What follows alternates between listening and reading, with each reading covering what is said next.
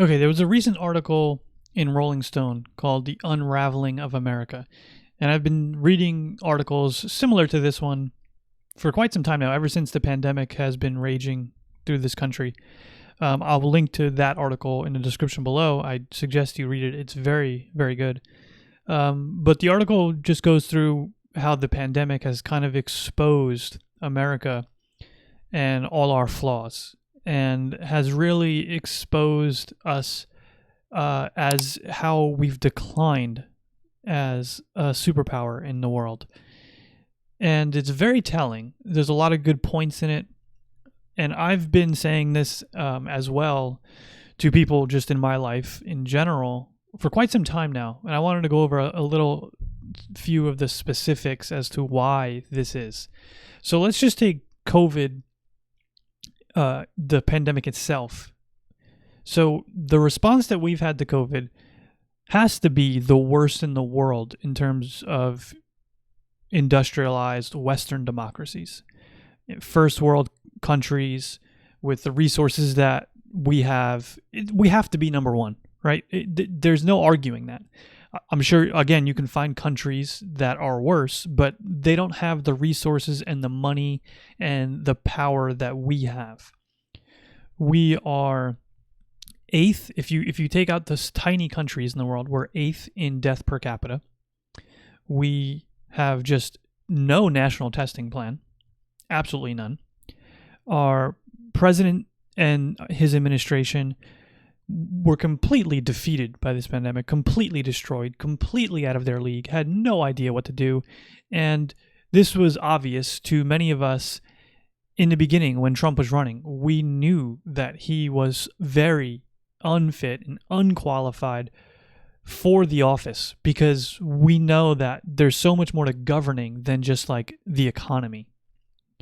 And it's come to shown that there's so much more to governing than just, oh, he's a good businessman, like you heard from a lot of people as he was running back in 2016, when he really wasn't even a good businessman. But that's besides the point. So you have our response to COVID, which was a disaster, absolute disaster. There's no arguing that. You cannot argue that. If you're trying to argue that, you're arguing out of ignorance, or you're just doing it in bad faith. That also brings me to the COVID relief package, or lack thereof, in this country. So again, when you compare us to our peers in other countries who have handled this pretty well, the relief package and the money that they have given to their citizens has been suffice. It's been pretty good. If you look at countries like Canada, you look at Germany, you look what they have done in terms of getting the money to their people that is needed so that they can sustain and that they can keep up their purchasing power so that the economy doesn't suffer. We have done nothing of the sort here. So we've given $1,200 stimulus check for about 4.5 months of this pandemic raging and hurting the economy. That's it. We had the Secretary of Treasury, Steve Mnuchin, say that he thinks $1,200 is enough to float people for about 10 weeks. I'm not sure where he thinks in the world that can float people for about 10 weeks, but it's not here in America. And now they've had, the Congress has had about 3.5 months to get their act together and pass another relief package with unemployment, the $600 a week running out, and first of the month coming around in August, and evictions coming around, and more stimulus money needed. None of that has happened. And I don't want to play partisan politics, but this is laid directly at the feet of the Republicans, because the Democrats passed their act way back in May. It got out of the House. It made its way to the Senate. And obviously the Senate is Republican controlled. And they had some stipulations of their own, which were really non-beneficial to the American people. And of course, it didn't work out. The Democrats aren't going to agree to that, and they shouldn't have agreed to it. And then the Republicans in the Senate, they passed their own act called the HEALS Act, and it couldn't even make its way out of the Senate. They couldn't even get it out of their own chamber. So that's pretty telling. And here we are, August 10th, I believe, and they still can't get anything done. So much so that the president is signing executive orders that he has no power to do. He's just signing papers that really mean absolutely nothing. Nothing. And majority of the Americans are seeing this, and some of them probably think that they're getting whatever these executive orders have in them that he signed, but they're not, because he doesn't have the power to do these things. Terrible look for our politics. It actually reinforces the reason why many people voted for Donald Trump in the first place, which is our political system is broken. The politicians in Washington, the senators, the congressmen, they can't get their act together. And even in a time of massive crisis that we haven't seen the likes of maybe 100 years, they still can't get together and help the American people. And many people thought Donald Trump would be the wrecking ball to go in there and kind of just like a bull in a china shop, destroy everything and get a functioning government back. Obviously, that didn't happen. We go to the national testing plan that we should have had for COVID that we haven't had, that many other countries have had. And there was an article in Rolling Stone going over how we had a national testing plan that could have gone into effect, but the prodigal son or son-in-law of Donald Trump, who really isn't a prodigy, he's just an idiot, Jared Kushner, scrapped the national plan that could have been in effect because he made a calculated risk that the virus would somehow just stay in blue states and it would only hurt Democratic states and people would die, and then they can blame it on Democratic governors. And I don't understand what he was thinking there. It's incompetency, but it's also malice because he knew it was going to kill people and did it anyway. It's pure criminal. It's vile. It's disgusting. Then that brings me to the man who is really dedicated his life to fighting infectious disease and learning about these things. And he's a man of science, and he's apolitical, right? He's just doing what he knows as good science and trying to keep people alive and healthy, and that's Dr. Fauci. And I bring him up because we are at a point in this country where he is getting death threats. Dr. Fauci, the man who has devoted his life to just good deeds, basically, and he's getting death threats because of conspiratorial thinking, which is another mind virus, really the major virus that has run rampant in this country. And I see it everywhere, from daily conversations I have to things I read on social media to articles I read in top of the line magazines and publications. Conspiracy thinking is going to do us in. It really is. I've seen polls where roughly 50% of the country is saying they're not going to get a COVID-19 vaccine. And the reason Dr. Fauci is getting these death threats, and also his children, his daughters, from these vile human beings who are sending these death threats, is because they think that Dr. Fauci is in some tied up plot with Bill Gates to microchip you with some vaccine. So I don't know why. You already listen. If somebody wanted to track you or keep your whereabouts or learn about you, you have a tracking device in your pocket and you are wedded to it. Okay, it's called a cell phone. People lose their minds when they forget their cell phone at home. We've had entire generations, mine included, that are just addicted to the damn thing. So no one needs to implant you with a microscopic chip and a vaccine, okay?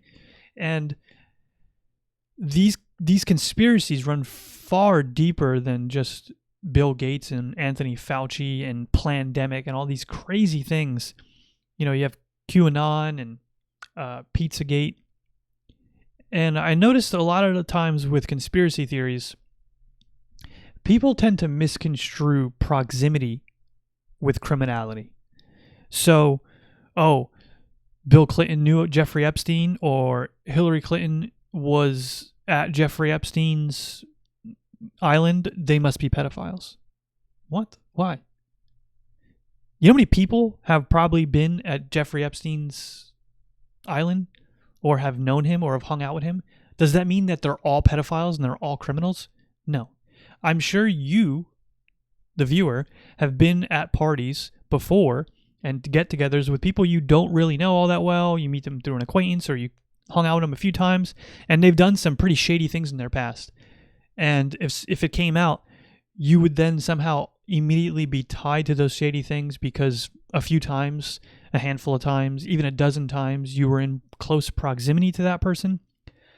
The human brain loves to find patterns. That's how we've survived and evolved through the African Sahara Desert, the safaris. We've got up, walked our way out, and migrated through the world through being able to discover patterns and being able to decipher the patterns and stay alive. So when you hear a conspiracy theory, when you hear these things, the brain connects things that really don't have any connection. But we're looking for patterns, we're seeking them out, and we will create them when there aren't any.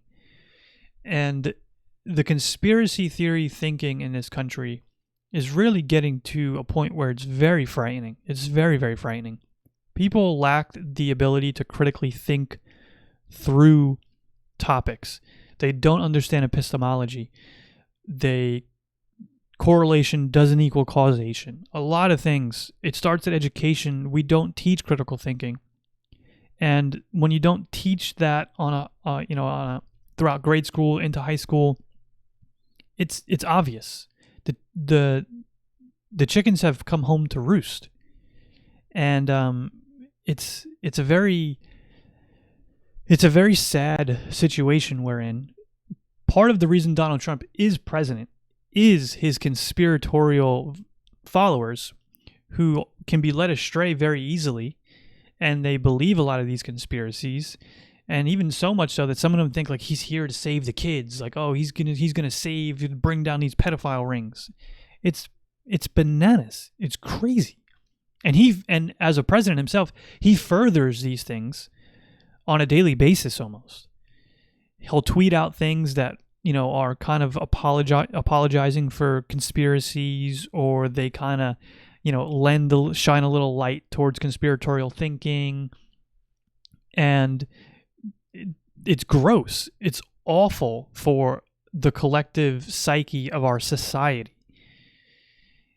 So, I mean, we've gotten to the point where the head infectious disease doctor who's trying to help solve a 100-year pandemic, that's killed over 160,000 Americans now, is getting death threats. His children are getting death threats. We have no national testing plan. It's still raging. It's still hurting the economy. The GDP contracted in this country last quarter by 32.9%. People are easily swindled by the unemployment numbers that Trump puts out. So, we'll lose 5 million jobs over the last month and a half. And then the next new jobs report will come out and they'll be like, oh, we gained 1.8 million jobs. Yeah, but the jobs report before that, we lost like 5.5. We're still doing terribly. But people see that and they're like, oh my God, we're doing so well. No, we're not doing well. We're doing just awful. Awful. And more than the economy, collectively, the leaders that we are electing and the conspiratorial thinking we're lending ourselves to is worrisome. Conspiratorial thinking will be the death of this country. It really will. There are many times throughout history where conspiracies run rampant. They take over the collective mind of a society, and it brings a civilization to its knees. I mean, if you think about the Roman Empire, when you had Christianity originally rising up and spreading throughout the empire, it was nothing more than a conspiracy at the time. Nothing more than a conspiracy. It spread so far and wide, it infected so many minds, that you then had the emperor of Rome make it the official religion of Rome, and it brought the world's longest lasting empire and strongest empire we've ever known to its knees. Destroyed it. You have World War II. I mean, the Jewish question and Jews in Germany, and they're destroying the society, and they have their hands in everything, and they're sneaky and they're conniving. These are all conspiracies. These are all conspiracies that were used, coupled with obviously the end of World War I and the economic strife in Germany that no country really could bear, that they were meant to pay back and pay for. But the conspiratorial thinking is what really allowed them to be led astray, led to believe these insane ideas that were then used to systematically kill millions of innocent people. So if we don't get this together and stop spreading, social media has made it worse. It's made some great things and it's done some amazing things, and it's probably a net good for the world. But it has allowed conspiracies to spread like wildfire at a rapid pace. So it's allowed someone and something like the Trump phenomenon to happen so much faster.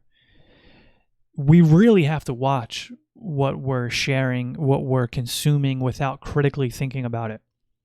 And I'm sad to say that I don't think many people do that.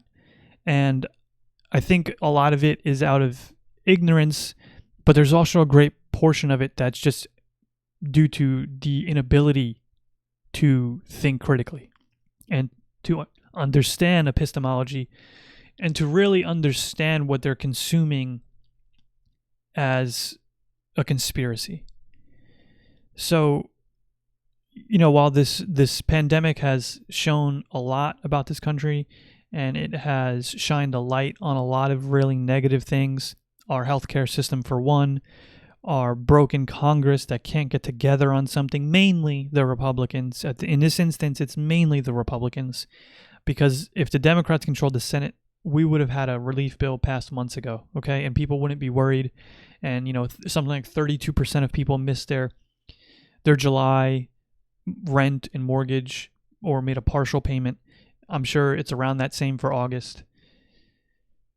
People, our healthcare are tied to our jobs. So when you lose your job, you lose your healthcare during a pandemic. That doesn't sound like a good idea.